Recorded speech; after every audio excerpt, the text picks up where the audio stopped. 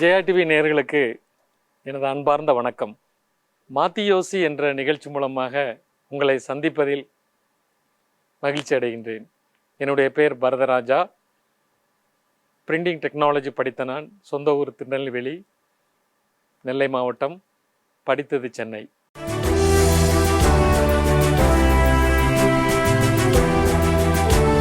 இந்த ஆடைகளில் அச்சுக்களை fabric printing என்ற முறைகளை பற்றி நாம் பார்த்தோம். இன்று நாம் பார்க்க போகும் புதிய விடயங்கள். நாம் நமது வீட்டில் இருக்கும் ஒரு அறையில் சில வர்ணங்களில் சில ஆடைகள் வேண்டும். நமக்கு பிடித்த சில கலர், நமக்கு பிடித்த சில டிசைன், பிடித்த இடத்தில் வேண்டும். இப்படி நாம் ஒரு கடைக்கு போய் வாங்கும்போது நமக்கு பிடித்த துணி இருக்காது, நமக்கு பிடித்த டிசைன் இருக்காது. பிடித்த டிசைனாக இருந்தாலும் சிறிதாக இருக்கும், பெரிதாக நமக்கு எண்ணம் போல் இல்லை.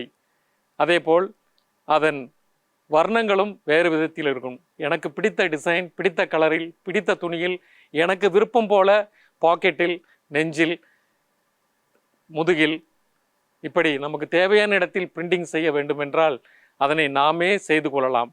அதுதான் இந்த கைவழி முறையில் செய்யும் இந்த தொழிலினுடைய ஒரு பிரதிபலிப்பு.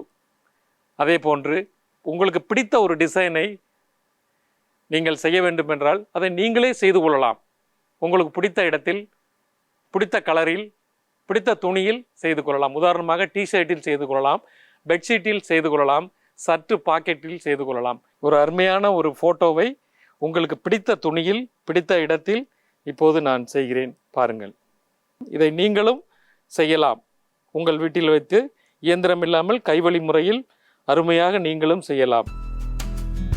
இது இரண்டாவது வர்ணம்.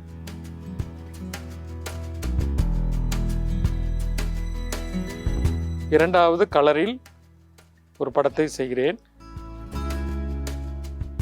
என்ன நேயர்களே, நாம் இரண்டாவது கலர்கள் செய்தோம். இப்போது மூன்றாவது கலராகிய லெமன் எல்லோ என்று சொல்லக்கூடிய இந்த மூன்றாவது கலரை கைவழி முறையில் அப்ளை செய்கிறேன், பாருங்கள்.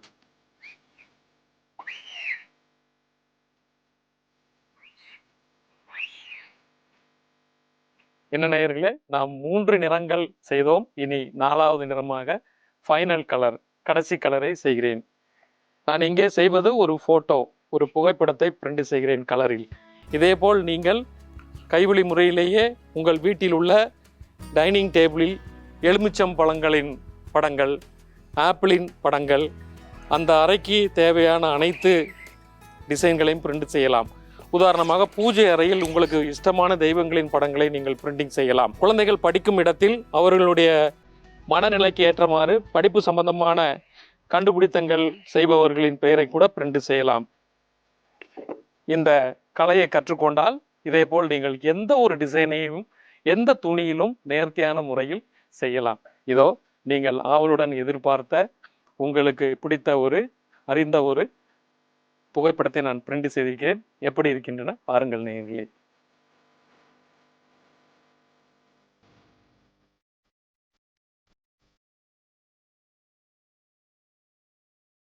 என்ன நேயர்களே, மாத்தி யோசி என்ற நிகழ்ச்சி மூலமாக இந்த பிரிண்டிங் முறைகள் உங்களுக்கு பயனுள்ளதாக இருக்கும் என்று நினைக்கிறேன்.